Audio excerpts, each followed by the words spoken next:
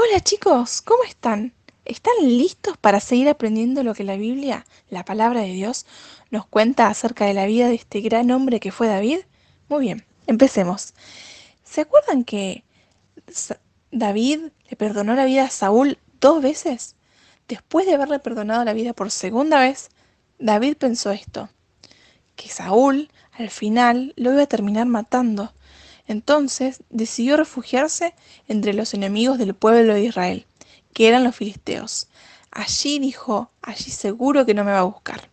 Entonces tomó su ejército de 600 hombres y fue a hablar con el rey Aquis, que se había hecho pasar por loco, ¿se acuerdan? Y el rey le prestó una de sus ciudades para que habitasen él, su familia y sus soldados. Y David trabajó para ese rey y le dio ganado, ropa, joyas que él iba obteniendo de diferentes ciudades, a las que iba atacando con su ejército, de tal manera que el rey Aquis confió completamente en él. Fue entre esos días que los filisteos decidieron atacar una vez más a Israel, y Aquis le pidió a David que fuera su guardaespaldas para toda la vida. Pero cuando otros reyes de los filisteos intentaban atacar, lo reconocieron y no quisieron que se fuera con ellos, porque desconfiaban de David. Entonces Aquis, con gran dolor, le tuvo que pedir que se fuera a otro lugar. Y descubrió, cuando llegó a ese otro lugar, que estaba todo invadido por un pueblo enemigo, y que habían prendido fuego todo el lugar, y se habían llevado cautiva a las mujeres, incluidas las esposas de David. Entonces David consultó a Dios sobre lo que debía hacer, y Dios le respondió diciéndoles que los persiguiera.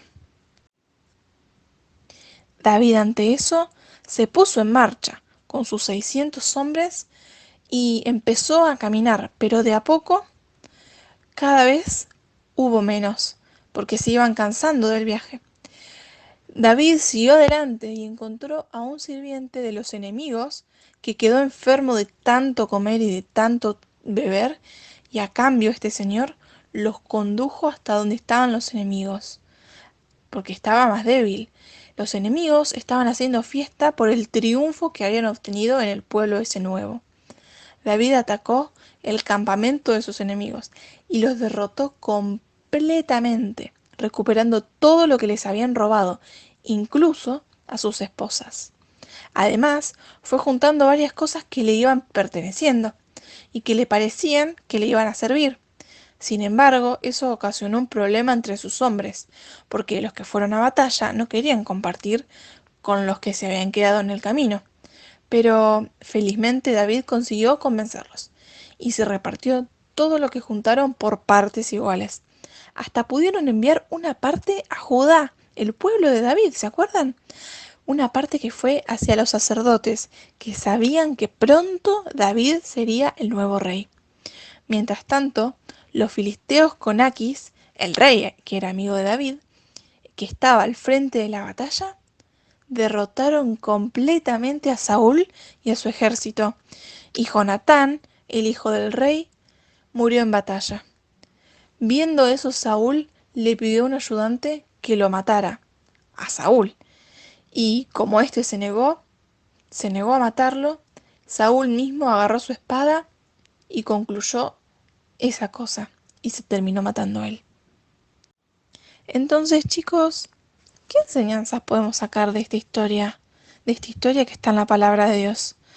Podemos ver que David tuvo miedo, que los amigos de David fueron egoístas, que los pueblos que fuimos mencionando en esta historia se peleaban y estaban en guerras y se mataban entre ellos y se hacían mucho daño.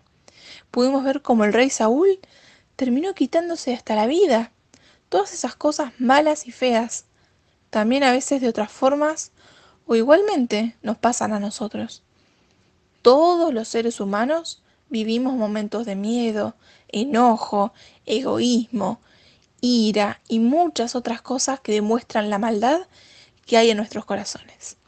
Pero también demuestran lo lejos que estamos de Dios, lo separados que estamos de Él, sin saber, sin saber qué poder hacer, sin saber No hay nada, no hay nada que podamos hacer. Y es real, nosotros no podemos hacer nada. Pero, ¿saben una cosa? Dios ideó un plan perfecto. Un día, la salvación vino a esta tierra en la persona de Jesús, que es el Hijo de Dios. El Hijo de Dios que es santo, es decir, que nunca hizo ningún pecado. Pero, ¿salvación de todas estas cosas malas? ¿Cómo? Sí, chicos, no solamente vino Jesús a la tierra a vivir por un tiempo, sino que vino a morir por todos nosotros. ¿Sabían?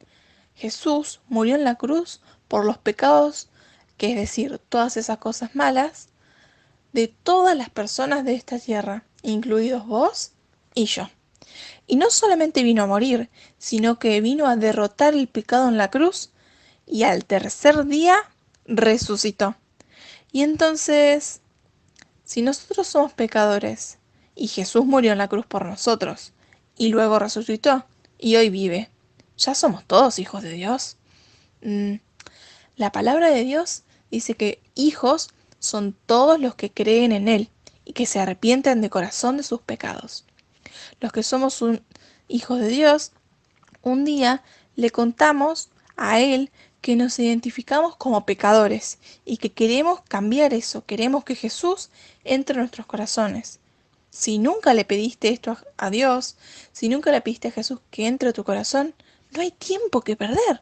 Así que, si nunca lo hiciste, le podés decir así. Decirle, Señor, reconozco que he pecado en mi corazón y te pido que entres a vivir en él. En el nombre del Señor Jesús. Amén. Qué bueno, chicos. Qué bueno es saber que Dios ama a sus hijos y que aunque a veces nos sintamos solos o tristes, Él nunca nos deja. No hay nada que nos pueda separar de su amor. Hasta acá llegamos. Hasta la próxima.